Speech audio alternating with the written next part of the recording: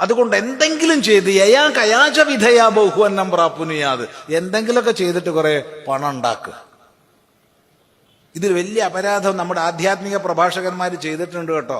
ആധ്യാത്മിക പ്രഭാഷകന്മാർ പഠിപ്പിച്ചു സമൂഹത്തെ, പണമൊന്നും ഉണ്ടാക്കണ്ട, പണം ആഗ്രഹിക്കണ്ട, പണം ആളെക്കൊല്ലിയാണ്, പണത്തിന് ആഗ്രഹിക്കാൻ പാടില്ല എന്നൊക്കെ.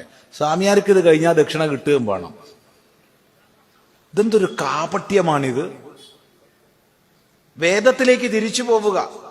വേദം പറഞ്ഞത് സമ്പന്നന്മാരാവാനാണ്, വേദം പറഞ്ഞത് സമ്പന്നമായ കുടുംബം സൃഷ്ടിക്കാനാണ്, വേദം പറഞ്ഞത് സമ്പന്നമായ സമാജം സൃഷ്ടിക്കാനാണ്. സംശയമുള്ളവര് ശ്രീരുദ്രം വായിച്ചു നോക്കുക.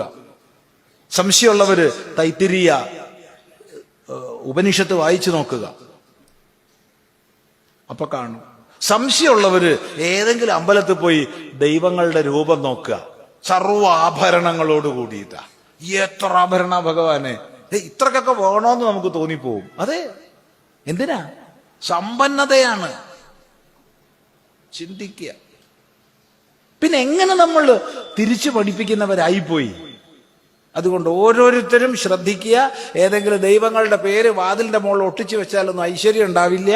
കഠിനാധ്വാനം ചെയ്താൽ മാത്രമേ ഐശ്വര്യം ഉണ്ടാവുള്ളൂ. ഗുരുവായൂരപ്പൻ ഈ വീടിന്റെ ഐശ്വര്യം, ശബരിമല ധർമ്മശാസ്താവ് ഈ വീടിന്റെ ഐശ്വര്യം, അതൊക്കെ അടിച്ചുവിടുന്ന കമ്പനിക്കാർക്ക് ഐശ്വര്യം ഉണ്ടാവും എന്നല്ലാതെ നമുക്ക് ഐശ്വര്യം ഉണ്ടാവാൻ പോണില്ല.